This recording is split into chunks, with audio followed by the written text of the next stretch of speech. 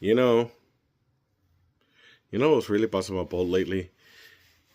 But your parents, responsible parents, and you got children and everything, and for some reason you showing some bad influence in front of the kid, and you just don't care.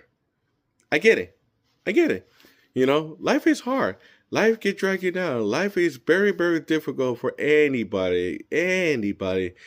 And the last thing you want to do, is show your influence in front of the kid, but at the same time, it's not healthy for the kid. Like, for example, I see people that like to smoke cigarette in front of the kid, which personally I don't think that's good for the kid, especially your surrounding, or even have a drink in front of the kid. Like that shows a bad influence, for my opinion.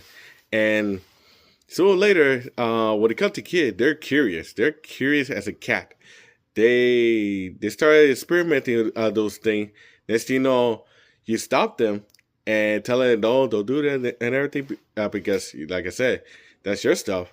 And out of nowhere, you try to lecture, say, "Oh, you can't be doing that," but then the kid is gonna ask the same question: "How come you do it and not me?" and stuff. And then I'm sorry, you don't want to show the whole thing, man. It's not it's not a good influence for the kid.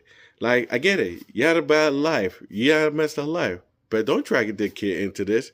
Like, if you smoke cigarette and you breathe the same air that kid, poor kid right there, no, that kid's not gonna know better. Same thing with drinking. I witnessed a 10-year old holding a beer right next to the father. The father don't give no damns because he's right there hanging out with the boys and everything. Next thing you know, that kid was trying out with the beer for the first time. Mind you, he's a 10-year-old, and no, and then the father would blame himself for holding the beer. Yeah, I said, I told you to hold my beer, but you don't know if you're gonna hold her curious about it. Like, come on, come on.